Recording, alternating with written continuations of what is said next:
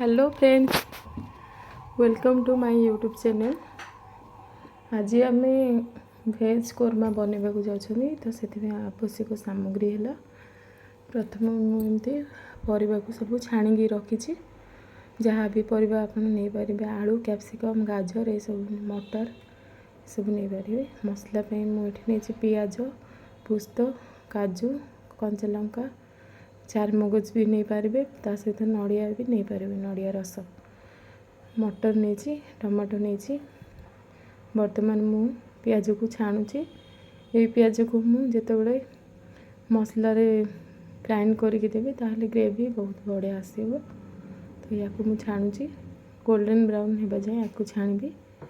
तो देखो छाणी आमर पियाज धीरे धीरे लाल हो गए प्रस्तुत हो गला आमर या काढ़ी नौचे।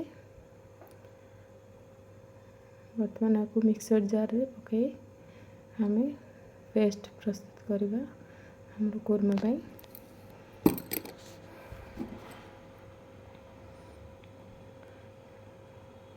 मुझे नड़िया रस यूज करनी आपड़ जदि नड़िया रस यूज करेंगे ताले तार ग्रेवीटा बहुत बढ़िया आसो।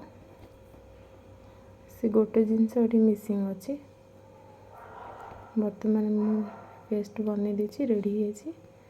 तो गोटे हाफ टमाटो बर्तमान पेस्ट कर मिक्सर जार रे ये भी रेडी हो गला आमर। एपटे मोर छणा ही सब वेजेस रेडी। मु मटर को स्लाइड भाजी देछि कहीं छाणिले मटर गुड़ाक सब फाटी जाए से। बर्तमान आमर कड़े बसी तो ये छाणी तो तेल ऑलरेडी गरम ही अच्छी।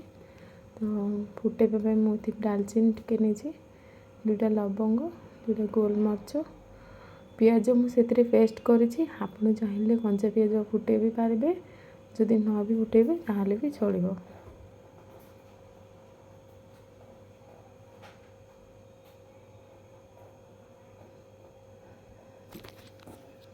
जीरा भी मुझे बाटी तो जीरा भी फुटेनी जीरा भी से पेस्ट जीरा भी मध्य ऐड कर दी। बर्तमान मु मरीच गुंड देली छोट स्पून जेहेतु 3 चामच देली। देन मु हलदी गुंड देली। जदि आप तेल रे हलदी गुंड मरीच गुंड पकेबे ताहले तार कलर बहुत बढ़िया आसो। देखो कलर केमती देखा जाउछि। बर्तमान मुझे ग्रेवी को ऐड कर ली मसला को ऐड कर ली।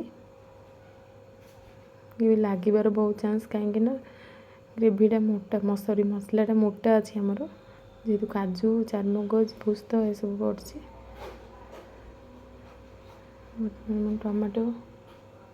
टमाटो भी मिक्स कर रखी देदेली किसी पानी देदेली कहीं जमी न लगे।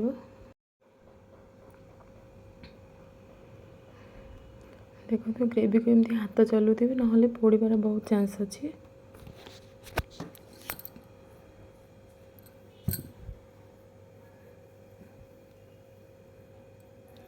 स्वाद अनुसार लुण भी देदेली मसला रे। वेजिटेबल्स भी पकेबे तो से अनुसार मसला विथ वेजिटेबल जी लुण आवश्यक से बर्तमान पकईदेली सब।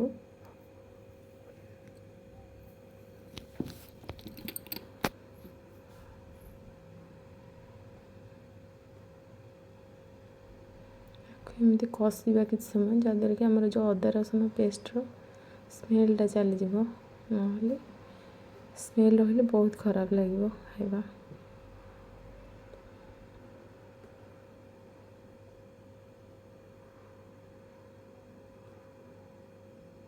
साइड गुड़ाक एमती छड़ेदेवी ना पोड़बार चांस बहुत अधिक। बर्तमान मोर भेजेस पकईदेली वेजिटेबल्स देखो नहीं आलू कैप्सिकम मटर गाजर आपण पाखरे जदि बीन अच्छी ताहले बीन्स भी नहीं पारे।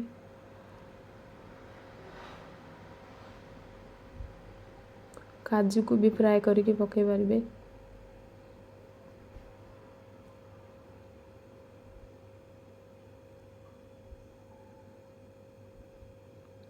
बर्तमान मु या घोड़े देछि।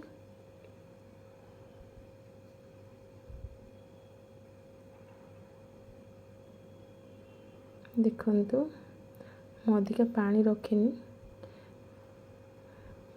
बर्तमान मसला गुंड किसी ऐड कली भल बास्ना आसवा। सेपटे गरम पानी भी बसी देवाई। पानी बर्तमान मुझे देदेली। या भल भाव मिक्स कर घोड़े देवा।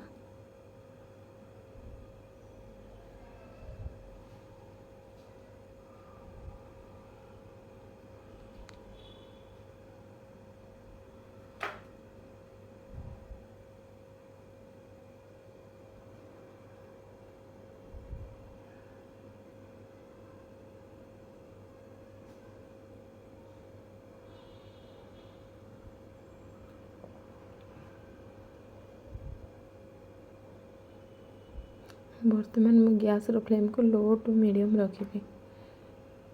मतलब बेसी हाई नुह टिके ताठू टिके कम। बर्तमान मु घोड़ी दीजिए। या भल भाव कुक होगा छाड़देवी।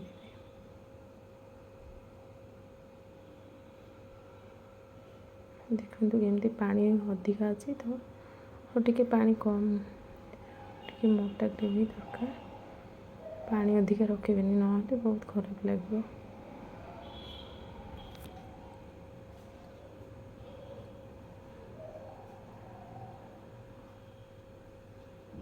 या पुणी घोड़े देकी किसी समय कुक कला पर देखो आम मोटा हो ग्रेवी। आम बर्तमान रेडी होगा आसला भेज कोरमा।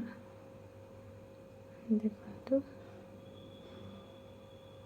पानी भी ना सी नॉर्मल तार कौन कहते नॉर्मल टेक्सचर आसी। बर्तमान कर्मा सर्व करंतु खाई कहतु केमती लगला। रही नमस्कार बाय बाय। भावुँ आपण मानक निहाती भल लगी।